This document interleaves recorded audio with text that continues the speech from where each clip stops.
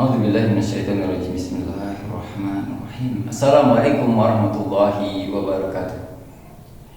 Kembali lagi bersama Al-Kanzu membaca buku, masih buku yang sama, buku Fawaidul Fawaid. Pada kesempatan kali ini saya akan membacakan judul Manusia Berada di Antara Ketaatan dan Kemaksiatan.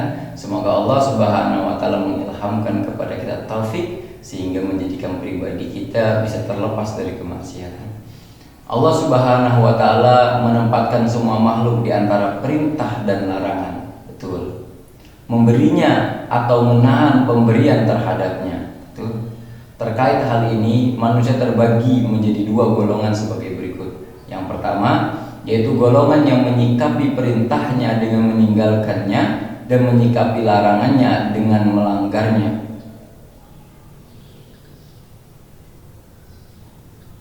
Menyikapi pemberiannya dengan lalai mensyukurinya, dan menyikapi penahanan pemberiannya dengan cara membencinya. Mereka adalah musuh-musuh Allah. Di dalam diri para pembangkang ini terdapat penentangan sesuai dengan kadar pengingkarannya masing-masing. Nauzubillah, semoga kita tidak termasuk golongan yang pertama, golongan orang-orang yang menyikapi Allah Subhanahu wa taala dari perintah-perintahnya justru malah ditinggalkan. Apa-apa yang dilarang oleh Allah Subhanahu wa taala justru dilanggarnya. Orang-orang yang apabila diberikan kenikmatan oleh Allah, mereka mengkufuri. Apabila Allah tahan rezeki kepada mereka, mereka membenci Allah Subhanahu wa taala. Dan ini adalah musuh-musuh Allah, dan semoga kita tidak termasuk golongan yang ini. Kedua, golongan yang menyatakan kami hanyalah hamba-Mu yang kecil. Jika Engkau memerintahkan kami, dengan segera kami pasti akan melaksanakannya. Jika Engkau melarang kami, maka kami akan menahan diri dan menjauhi apapun yang dilarang. Jika Engkau memberi kami, niscaya kami memuji dan bersyukur kepadamu. Jika Engkau menahan pemberian-Mu kepada kami, maka kami akan berdoa dengan segala kerendahan hati kepadamu dan akan selalu mengingat-Mu. Tidak ada yang menghalangi golongan kedua ini dengan surga kecuali tirai kehidupan dunia.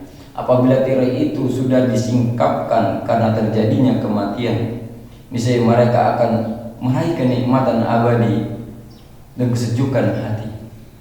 Begitu juga dengan golongan pertama. Tidak ada yang menghalangi mereka dengan api neraka melainkan kehidupan dunia. Apabila tirai itu telah tersibak karena terjadinya kematian, niscaya mereka akan merasakan penyesalan dan kepedihan. Jika pasukan dunia dan pasukan akhirat berperang di hati Anda, lalu Anda ingin tahu di pihak manakah Anda berada, maka perhatikanlah bersama siapakah kecenderungan Anda, bersama pihak siapa Anda berperang selama ini. Sebab tidak mungkin Anda berdiri di antara kedua pasukan tersebut. Anda mesti bersama salah satu di antara mereka. Kelompok yang utama ini, yaitu golongan kedua, menganggap hawa nafsu sebagai tipuan, sehingga mereka pun tidak mengikutinya. Mereka meminta nasihat kepada akal dan bertanya kepadanya sebelum bertindak. Mereka mencurahkan hati demi untuk memikirkan tujuan penciptaan manusia. Mereka mengerahkan anggota tubuh untuk melaksanakan apa-apa yang diperintahkan. Mereka menyisihkan waktu untuk membangun rumah-rumah di akhirat. Mereka menyadari betapa cepatnya ajal datang. Karenanya mereka bersegera mengerjakan amal soleh. Orang-orang yang termasuk golongan kedua ini memang tinggal di dunia, namun hati mereka seakan-akan berkelana meninggalkannya. Mereka telah menempatkan akhirat di hati mereka sebelum menempatinya kelak. Mereka senantiasa memprioritaskan Allah dan ketaatan kepadanya karena mereka sangat membutuhkannya. Mereka mempersiapkan bekal sebanyak-banyaknya untuk akhirat sesuai dengan waktu keberadaan mereka di sana. Maka dari itu, Allah menyegerakan kenikmatan surga dan kesenangannya kepada orang-orang itu dengan membuat hati mereka senang terhadap dirinya, memalingkan hati mereka hanya kepadanya, menyatukan hati mereka untuk mencintainya dan merindukan pertemuan dengannya, serta memberikan kenikmatan kepada mereka dengan mendekatkan diri mereka kepadanya. Hati para pengikut golongan ini dikosongkan dari segala hal yang mengisi hati orang-orang selain mereka, berupa cinta kepada dunia, resah karena ketidakpastian rezeki, sedih karena tidak mendapatkan kenikmatannya, dan cemas karena takut kehilangannya. Orang-orang tersebut merasa mudah melakukan apa-apa yang dianggap sulit oleh orang-orang yang suka bermewah-mewahan. Mereka pun merasa nyaman dan senang terhadap apa-apa yang tidak disukai orang-orang bodoh. Para calon penghuni surganya ini bersama dunia dengan tubuh mereka, sedangkan roh mereka melayang buana di alam tertinggi. Ungkapan penulis rahimahullah ini merupakan sebagian dari kandungan wasiat dari sahabat Nabi yang mulia, yakni Ali bin Abi Thalib radhiyallahu anhu, kepada sahabatnya yang bernama Kumail bin Ziyad.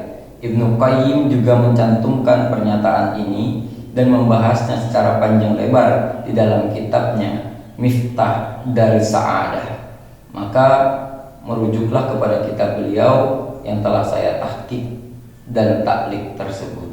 Nah, insya Allah ya, ini adalah nasihat Ali bin Abi Thalib kepada sahabatnya Kumail bin Ziyad, dan ini pun menjadi nasihat bagi kita semua, orang-orang yang mengharapkan surga, orang-orang yang mengharapkan negeri akhirat. Maka kita hidup di dunia, namun jiwa kita di akhirat. Kita hidup bersama dunia, namun hati kita terpaut kepada akhirat. Kita adalah orang-orang yang alimul ghaib, orang-orang yang mengetahui hal-hal yang gaib. Bagaimana kita mengetahui hal-hal yang gaib? Orang-orang yang mau memahami Quran. Maka dengan kita memahami Quran, membaca Quran, mentadabburi Quran, maka hal-hal yang gaib itu menjadi nyata. Akhirat menjadi nyata. Allah menjadi nyata dalam kehidupan kita. Pertolongannya, kasih sayangnya, ilhamnya senantiasa menyertai kita. Maka barang siapa yang telah dicintai oleh Allah Subhanahu wa ta'ala, maka Allah menjadi penglihatan yang dia gunakan untuk melihat. Allah menjadi pendengaran yang dia gunakan untuk mendengar. Allah menjadi tangan yang dia gunakan untuk memegang. Allah menjadi kaki yang dia gunakan untuk melangkah. Dan apabila dia meminta kepada Allah Subhanahu wa ta'ala, pasti akan Allah kabulkan. Apabila minta pertolongan kepada Allah, Allah pasti akan lindunginya. Semoga kita termasuk orang-orang saleh, orang-orang yang terpaut hati kita kepada jannah. Dan semoga Allah Subhanahu wa ta'ala mengumpulkan kita semua dalam jannahnya. Bila terpilih, wassalamualaikum warahmatullahi wabarakatuh.